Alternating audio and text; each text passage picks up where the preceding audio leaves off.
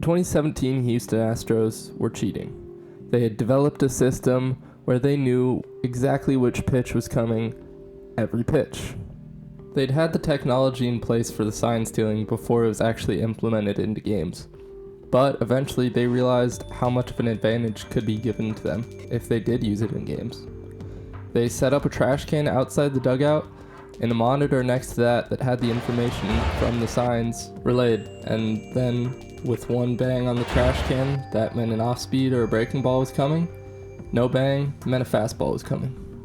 This 2017 team had a huge advantage on every other team offensively in the MLB. And while I'm sure there aren't many people out there trying to defend the Astros, some will try to argue that maybe this pitch sign stealing didn't really have that big of an effect. That is completely false. It is clear through so many stats that this team was affected by this. Pretty much every player on this team, barring any older players that were completely on their decline anyway, had a career year offensively. Their best season throughout their entire career was in 2017 as a part of this Astros team. A couple career years happening like this for one team at the same time is enough to become suspicious. But when the entire team is doing it, that is a whole nother level. Especially when it just so happens that these players return to the average numbers of their career the next year when this team is not cheating. Looking at some of the most severe cases, we can see complete spikes in production by Marwin Gonzalez and Jake Marisnick. Players who had had solid careers up until this point, but in Houston, their numbers completely jumped to a whole nother level offensively. Gonzalez entering 2017 had a career OPS of .671. This is comparable to 2024 Ty France, who was let go of two different teams in this year just because his bat wasn't performing. Gonzalez in 2017 had an OPS of .907. This is a number that compares most similar to 2024 Bryce Harper. And even then, we're rounding up with Harper's number. A player whose only value was on the defensive side of the ball does not all of a sudden turn into an MVP level bat in just 1 year span, especially when you look at his numbers falling in 2017 where he returns back to those Ty France level numbers. This doesn't happen. Marisnick follows suit. His .564 OPS through the first 6 years of his career makes Ty France look like someone who should have been signed on day one of free agency this year, while his .815 OPS in 2017 beats out Anthony Santander from 2024, a player who hit 44 home runs. Looking at a chart made by Tony Adams, we can see every instance of a trash can bang happening with games that have video available. Looking at this chart, we can see that Marisnick and Gonzalez are two of the top names on this list.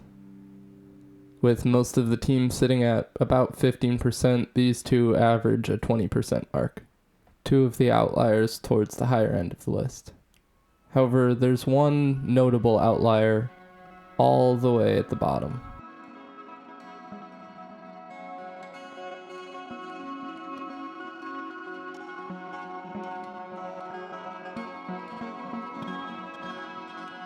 Jose Altuve was not supposed to be a baseball player.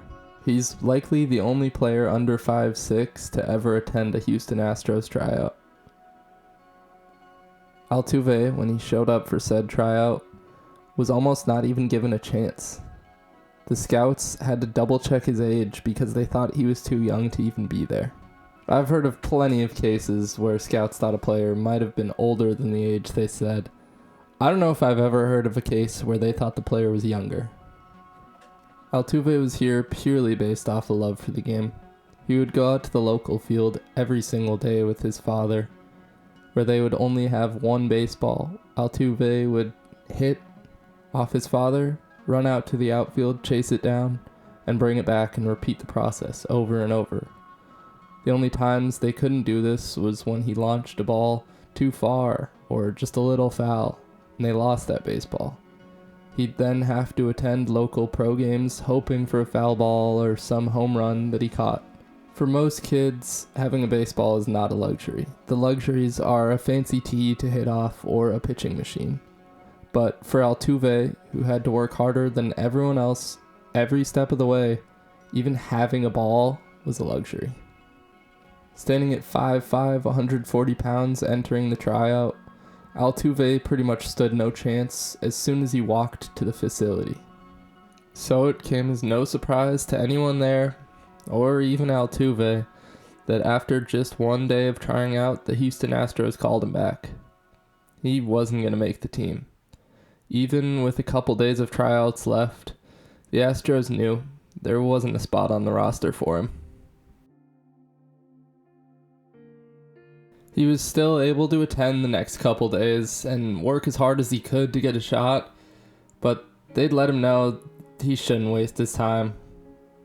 Altuve questioned for a while whether he even would show up to the next 2 days of tryouts, and if it wasn't for his father reminding him of the love for the game that got him here, he wouldn't have. Anyone that's tried out for a team and not made it knows how demoralizing a moment like this can be, especially as he had every reason to give up. There wasn't an example of a player of his size, coming from his background, making it to where he wanted to go. He was probably mere moments away from an entire future Hall of Fame baseball career being gone in an instant. But his father also pointed out that there was going to be another scout there that hadn't seen him the first day. Was Al Padrique, someone with whom Jose's father was familiar. My dad told me, I think Padrique is gonna like you. And this guy, from what his father had found, might just believe in Altuve. And that he did. Altuve was given a $15,000 contract to sign with the Astros, but that didn't matter. He said he'd play for the Astros for free. So, while being given one of the smallest contracts I've ever seen, that wasn't going to stop him. Jose crushed his way through the Venezuelan Summer League. He was signed for the ability to make contact, but he put up a .441 slugging percentage, and that was good enough to get him sent to America. He was on his way to actually playing in the minor leagues, and eventually making it up to the major leagues. A player that's 5'6", 167 pounds, making it to MLB is a feat, no matter the background that they came from.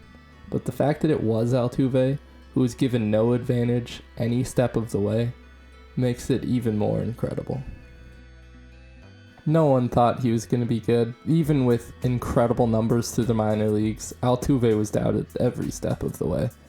And I still can't believe that he is good now.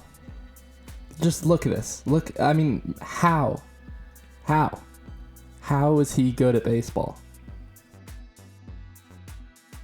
With Altuve blossoming into a star in the MLB, the Astros turned a corner. They went from the worst franchise in baseball and a laughingstock of the league to being a complete dynasty. And Altuve marked the exact moment that the franchise turned around. The scrappy underdog that was never supposed to be here finally turned into a dominant powerhouse. And Altuve and the Astros perfectly lined up in every way for all of those statements. This team was perfectly lined up to become the Cinderella story that everyone fell in love with. No matter who you rooted for, it seemed like you should be rooting for the Astros as well. But, as we all know, that is not how things went down.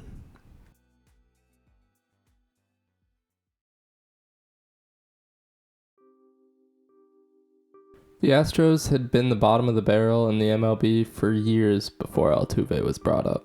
So when new ownership was brought in 2011, it was time for a change of pace. Jim Crane bought the team and immediately switched out the majority of the front office.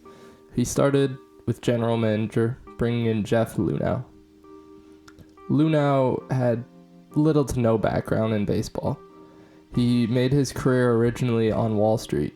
He had some time with the Cardinals organization before this, but he was not a baseball head, as traditional GMs were. He hadn't played in the MLB or the college level. Luna made quick work of cleaning house in the front office. He was bringing a win now mentality, or should I say a win at all costs mentality. People who had been in the organization and loved by many were let go, and the people that loved them, they were let go too. People in the organization said it was like nothing they'd seen before in baseball. It felt like they were on Wall Street. Luna replaced the front office with the majority of people similar to his likeness. Little to no background in baseball, but they knew their way around analytics and they knew how to win. And this approach worked. The Astros had an incredible farm system, and the future was so beautifully bright, with Altuve blossoming into an all-star in the first few years of his time. Top 3 picks, Carlos Correa and Alex Bregman, also dominated their way through the minor leagues and eventually made it up to the big league club and served instant impact just like Altuve. George Springer, another first-round pick the Astros had, also dominated the minor leagues, being another one of their top 100 prospects. And with that, the core was set. They were a young team that was ready to dominate the next decade of baseball. But after the first 2 years failed, the win at all costs mentality came out. The organization couldn't help it. And before this core even got a chance to prove their greatness without cheating, they'd lost their integrity. These core guys all went on to have their most successful seasons up until that date, much like Gonzalez and Marisnik. Correa, a Gold Glove level shortstop who had been pretty great offensively up until this point in his career, took a whole nother step. Putting up a 941 OPS with his level of defense, he probably should have been higher in the MVP voting. Springer and Bregman also followed suit. Springer had also been pretty darn good his first couple years with the club, but his 2017 year was a whole nother level. Bregman, who'd only had 1 year prior in the MLB, used the 2017 season to solidify his career. This core was great, and who knows how far they could have gone without cheating. But there's still one name we're missing. Ground ball right side. Morrison will make the play himself. Altuve's going to try and score. He is safe. Altuve steals a run to take a 3-2 lead. Long throw off balance, and Marwin stays on the bag. Great play on both sides to rob Jose. Ball driven to center field, pretty well hit. Kane going back, looking up, gone. Two-run home run. Jose base hit to right field. Springer will get to third. Jose Altuve with his 200th hit on the season, 4 consecutive seasons, and the Astros bench shows their love for their MVP.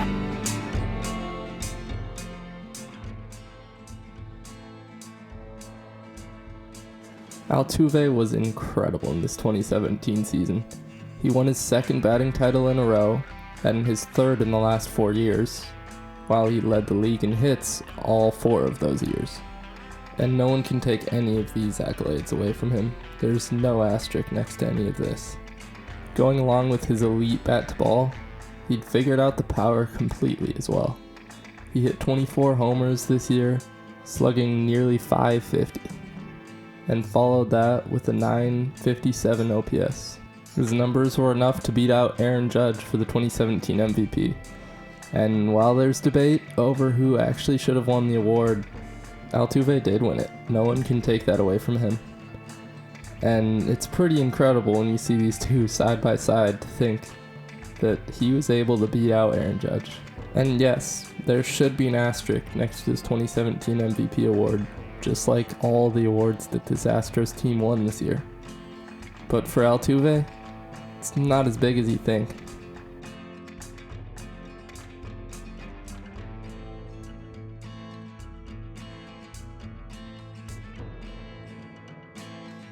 Altuve was the only notable Astro to participate in less than 3% of the cheating. And I don't think any of these bangs were intentional. Altuve wanted no part of this cheating. It can be seen in a clip where there is an audible bang in one of his at-bats that he looks over at the dugout and shakes his head, taking the pitch in the process which he could have crushed. He did not want to be a part of this. And yet, amidst his superstar teammates who had this incredible advantage at the plate, Altuve was the best player on this team, the best player in the league. If anyone deserved a shortcut, it was him. But that just simply wasn't who he was. He was never a flashy player. He was never a guy who stood up for himself when he was the brunt of the hate that came towards this Astros team, even though he wasn't cheating.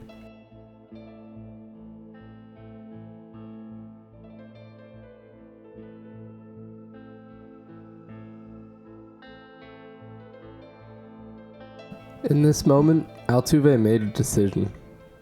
A decision that wasn't based on how people would view him, how it would affect his legacy, but instead a decision that was made because it was the right thing to do. Because that was the kind of person he was.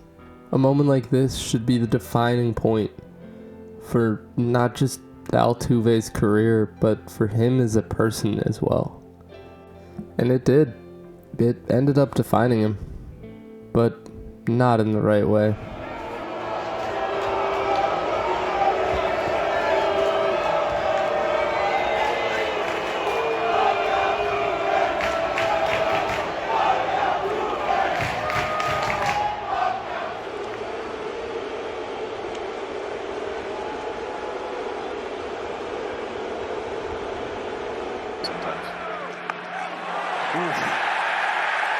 Got a piece. Of course, the fans here in Chicago will appreciate that. Altuve has been hearing it all season.